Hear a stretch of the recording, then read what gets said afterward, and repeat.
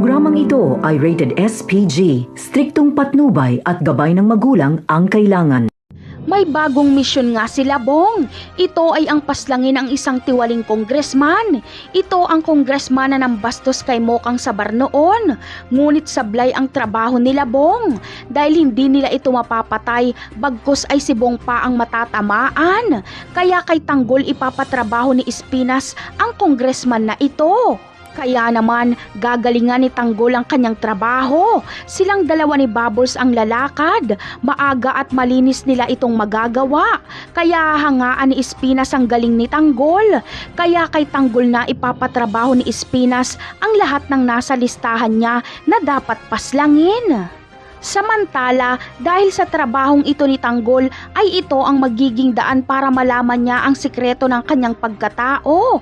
Dahil maghaharap na sila ng tunay niyang ama na si Rigor. Dito na rin makakarma si David dahil mabibisto na siya at si Ramon mismo ang papaslang sa kanya. Habang si Olga naman ay hindi papaslangin ni Ramon pero itatakwil niya ito. Kaya wala nang laban si Olga kay Ramon dahil tatanggalan siya ni Ramon ng ari-arian at pera. Ngunit may huling baraha pa si Olga. Ito ay si Rigor. Ibubunyag ni Olga kay Rigor na buhay pa si Ramon Montenegro. Alam kasi ni Olga na abot langit ang galit ni Rigor kay Ramon. Hahayaan niyang si Rigor ang pumaslang kay Ramon. Napakarami pa nating dapat abangan sa mga susunod na episode ng Batang Quiapo. Paalam!